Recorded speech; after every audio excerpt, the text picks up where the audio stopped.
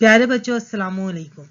Army public school के इस तदरीसी network पर हम आपको खुशामदीद कहते हैं।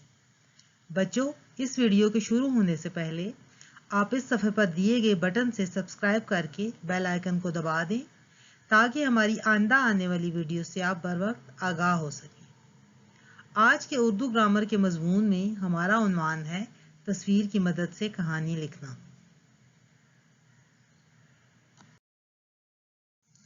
जी बच्चों, कहानियाँ सुनने का शौक़ तो सबको होता है।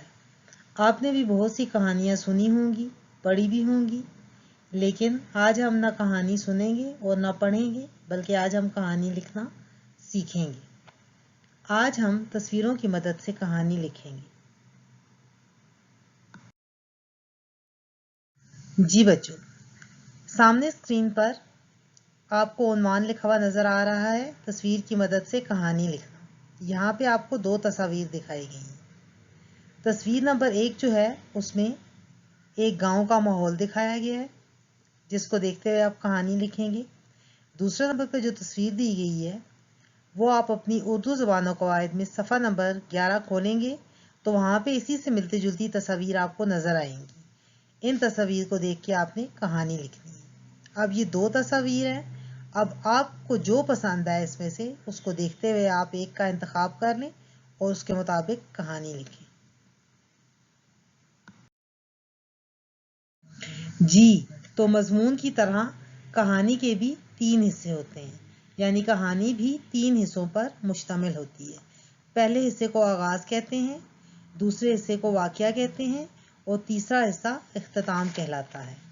सामने तस्वीर में आपको इन तीनों हिस्सों के साथ एक तस्वीर नज़र आ रही है, जिस पे सामने ऊपर कहानी का उन्वान दिया गया है, नाश्ता ज़रूरी है, और साथ में तस्वीर भी दी गई हैं और आपको बताया गया है कि आप आगाज़ कैसे करोगे, वाक़या में क्या लिखोगे और इसका इख्तिताम कैसे करोगे।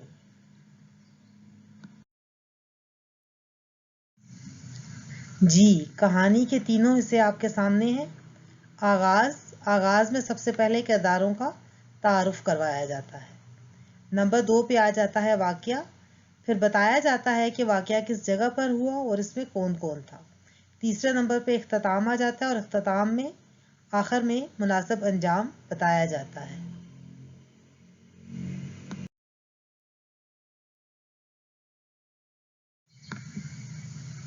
जी बेटा, अब सामने आपको स्क्रीन पर एक खाका नज़र आ रहा है। इस खाके की मदद से मैं आपको कहानी का आगाज़, उसका वाक़या और अंजाम लिखना बताऊंगी।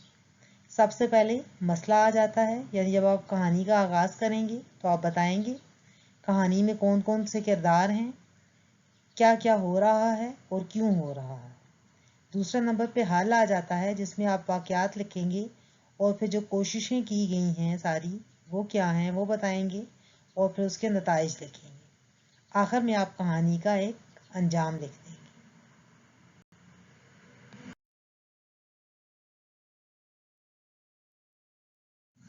जी बेटा, सामने स्क्रीन पर कहानी लिखने के लिए अहम नुकात लिखे गए हैं, जिनकी मदद से आप कहानी लिखेंगे। नंबर 1 है, कहानी लिखते हुए हमेशा माजी का सीगा इस्तेमाल होता है, यानी कहानी में आप थी, थे, था का इस्तेमाल करेंगे, है या हैं का इस्तेमाल नहीं करेंगे। दूसरे नंबर पे आ जाता है, कहानी के वाक़यात में रब्त व तसलसल होना चाहिए, यानी मुसलसल एक बात जो आप कर रहे हैं वो बात ख़त्म होगी तो उसके बाद दूसरी बात पे जाएंगे। तीसरे नंबर पे कहानी का एक मुनासिब अंजाम भी होता है और आखिर में आप इस कहानी का एक खूबसूरत उन्वान लिखेंगे।